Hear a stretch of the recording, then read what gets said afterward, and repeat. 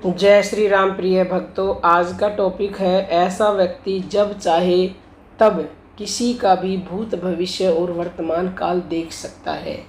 और ऐसा पहले भी होता था और अब भी ऐसे व्यक्ति हैं जो ऐसा कर पाते हैं, लेकिन कर कोई बिरला ही पाता है। किस तरह के वो व्यक्ति हैं जो कर पाते हैं, ये जानने के लिए अंत तक बने रहिएगा। देखिए प्रिय भक्तों, वैसे तो ये इतना आसान नहीं है, लेकिन असंभव कुछ भी नहीं होता। अगर आपकी सच्ची लगन है और प्रभु की कृपा हो जाए तो सब कुछ संभव हो जाता है, और वो भी पल में हो जाता है। तो देखिए, आपने ये सुना है कि तीसरा जो नेत्र होता है, इन नेत्रों से तो भूत भविष्य वर्तमान देखा ही नहीं जा सकता, लेकिन जो हमारा तीसरा नेत्र होता है उससे भूत भविष्य वर्तमान को देखा जाता है।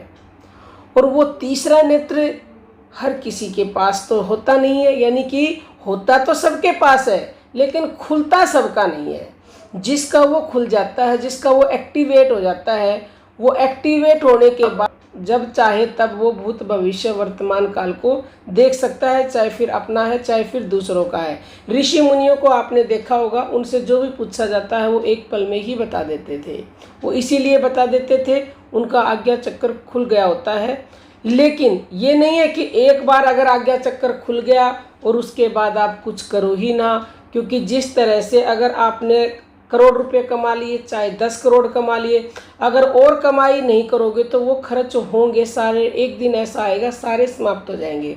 तो आज्ञा चक्कर एक बार खुल गया, खुलने के बाद निरंतर आप उससे नहीं जुड़े रहे, यानी कि प्रभु से नहीं जुड़ोगे, निरंतर साधना नहीं करोगे, तो फिर आपको वो अनुभव होने बंद हो जाते हैं। तो इसलिए आज्ञा चक्कर खुलने का क्या मतलब है, जब आपके तीसरे नेत्र यानी दोनों बाहों के बीच में जहां हमारा तीसरा नेत्र 10वां द्वार आज्ञा चक्कर है, इसी को अलग अलग नामों से बुलाया जाता है। तो यहाँ आपके अगर लगातार स्पंदन होती रहती है, लगातार कभी रुकती नहीं है, तो इसका मतलब है कि वो खुल चुका है। और कभी स्पंदन हुई और फिर बंद हो गई, कभी हुई फिर बंद हो गई, इसका मतलब कभी खुल रहा है कभी बंद हो रहा है।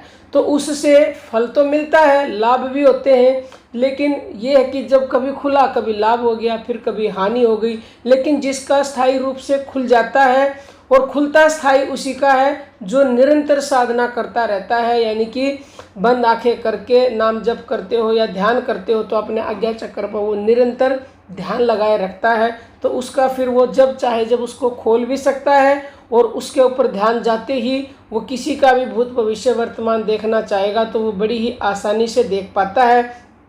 और आज्ञा चक्र जिसका खुल जाता है उसके सारे के सारे चक्र अपने आप ही खुल जाते हैं। इसी एक चक्कर से जो 6 के बराबर लाभ होता है वो अकेला इससे ही मिल जाता है। तो आप बाकी के चक्रों पर ध्यान ना देके केवल अपने आज्ञा चक्र को खोलने की ही साधना करें। और अगर आपको साधना चाहिए किस तरह से ये जल्दी खुलेगा शीघ्रता से, तो हम आपको एक बहुत ही अद्भुत वीडियो देंगे जो अभी हमने प्रैक्टिकल किया है, जो हमारे यहाँ शोध है नया, क्योंकि नए नए शोध होते रहते हैं, नए नए अनुभव होते रहते हैं।